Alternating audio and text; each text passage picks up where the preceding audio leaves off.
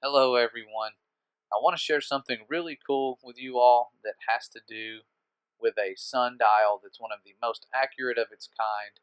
And it's one of those things that I sort of overlooked when I was first looking into the Dead Sea Scrolls because I was just interested in these scrolls as a historical verification of the biblical text, and kind of they validate some of the lost books and some of the books that we have in the Bible now because they are very similar, even though they were written before Christ. It helps us understand that the people of that time, when they were quoting certain texts, this is why they actually had these scrolls, and these scrolls were very, very valuable to these people, so much so that many people with these types of scrolls and carried around the word on scrolls, because that's how they had it back then. They didn't have the Bibles like we have today. It was all kept on scrolls.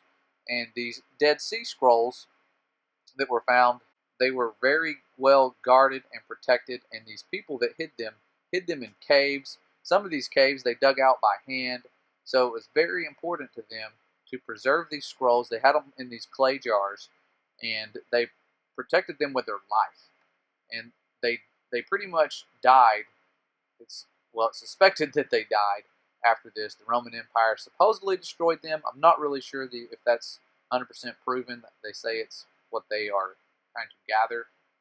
That's kind of what they assume happened to them, because they seem to have just vanished after hiding these scrolls.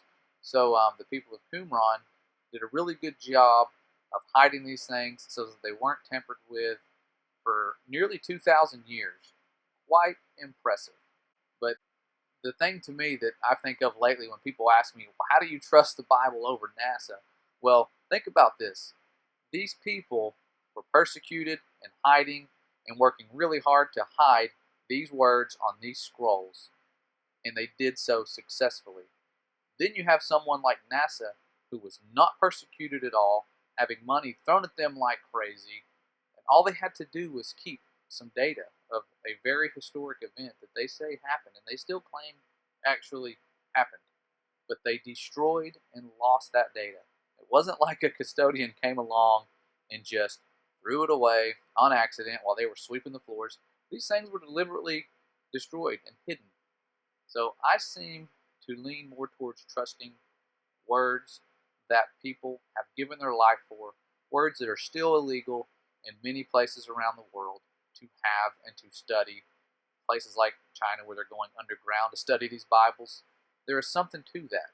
They wouldn't be killing people over a fairy tale, and it's just super impressive that these people were able to hide them for so long and so well. It's really awesome.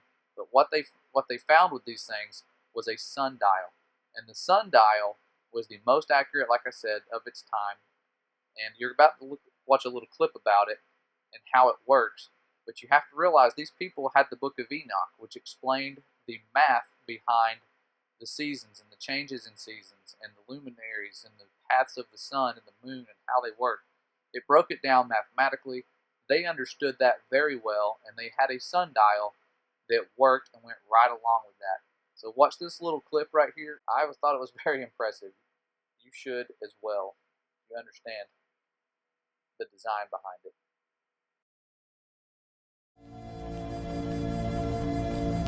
Another ceramic object found at Qumran 40 years ago has held its secrets well. Cosmic secrets about the alignment of heavenly time with earthly time. Only recently, Stephen Fahn identified the object as a sundial. The historical significance of this sundial, when it was modified in its final form, is that it's the only timepiece in antiquity which accurately determined the fifth hour of the day any time during the year. As the sun rose in the morning over the Dead Sea, the sundial was calibrated to mark the hours of the day, regardless of the season. It was common at the time, not only in Qumran, to divide the day between sunrise and sunset in 12 equal hours. The length of each hour of the day would thus change according to the season.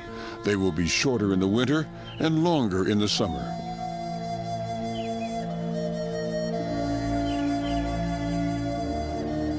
The day was divided into 3 watches: sunrise, noon or the 5th hour, and sunset. And the importance was to find the 5th hour, the exact time when they had their meal at the site and when they aligned themselves with heaven. It's the only timepiece in antiquity which accurately determined the 5th hour of the day any time during the year. It's the only timepiece in antiquity which accurately determined the 5th hour of the day any time during the year.